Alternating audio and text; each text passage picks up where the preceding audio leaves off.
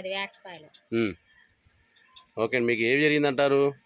నాకు చాలా మేలు జరిగిందండి. ఆ, పోయిన వారంగా అంతకుముందు వారం నుంచి నేను బాధపడతా ఉన్నా. హాస్పిటల్కి వెళ్ళి వస్తా ఉంటే సగం ఇడ్లీ కూడా తినలేకపోయా.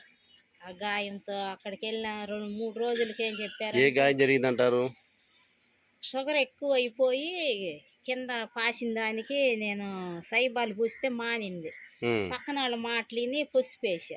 ఓకే. పసుపేసి ప్రార్థనకి వెళ్ళి వచ్చేళ్ళకి అది ఉబ్బిపోయింది. కప్పు ఉబ్బినట్టు, కప్పకి పైన నల్లగా ఎట్లా ఉండిద్ది ఆ, అట్లాగొచ్చి బొబ్బలుగా వచ్చేసింది. ఆహా, బొబ్బలు రాగానే ఇంట్లో వాళ్ళు భయపడి తెల్లారేపాటికి హాస్పిటల్కి తీసుకెళ్ళారు. ఉమ్, హాస్పిటల్కి తీసుకెళ్తే ఆయన చర్మం అంతా తీసేసి ఉమ్, ఏలు తీసేయాల్సి వచ్చిద్దమ్మా అన్నాడు. ఉమ్, అది తుడుస్తుండగానే రాలిపోయింది ఆ ఏలు. ఉమ్, రాలిపోయింది. మళ్ళీ 3 రోజులు ఆగినాక ఈ అమ్మాయికి రక్త స్పర్శ లేదు, ఏళ్ళకి అందట్లేదు, ఉమ్, రక్తం ఎక్కియాలి, ఎముకల హాస్పిటల్కి వెళ్ళి ఎక్స్రే తీపించుకోండి అని భయంకరంగా చెప్పాడు.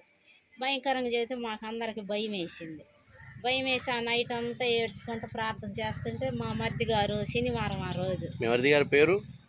జాని, ఆరంబాకు జాని, నైట్ 10 గంటలకు వచ్చి ఉపవాస ప్రార్థనకి వెళ్ళి ఇంటికి వెళ్తా మరి దేవుని కృప ఎందుకు నడిపించాడు. వచ్చి నన్ను పలకరించి ఎట్లుంది ఏంది అని అడిగాడు. ఎట్లా ఉంది, ఇట్లా బాగోలేదని అంటే ఇట్లా మా సారు తెలిసిన సార్ ఉన్నాడు, ఇట్లా ఈ మ్యాగ్నెట్ అవన్నీ ఉండయి, పరుపు దిండు చేతికి కాలికి పెట్టుకుంటే నీకు షుగర్ కంట్రోల్ అయ్యిద్ది, రక్త స్పర్శ అయ్యిద్ది అని చెప్పాడు. సరేలే అని అప్పుడు పెద్ద అబ్బాయి లేడు. వచ్చి నాకు మేము మాట్లాడుకొని తెల్లారి చెబుతాంలే అన్న. అంతలేక మా భర్త గారు వచ్చాడు. వచ్చి చెబితే సరే ఇంకా మన మనిషి చెబితే మనకేమి, అంత నమ్మకంగా చెప్పాడు కదా తెచ్చుకుందాంలే అన్నాడు. ఇంకా వాళ్ళు ముగ్గురు మాట్లాడుకొని మీకు ఫోన్ చేశారు. ఫోన్ చేస్తే మీరు అన్నీ చూపించారు. ఇట్లా మీరు ఇప్పుడు వాడిన తర్వాత మీకు ఏ మేలు జరిగింది?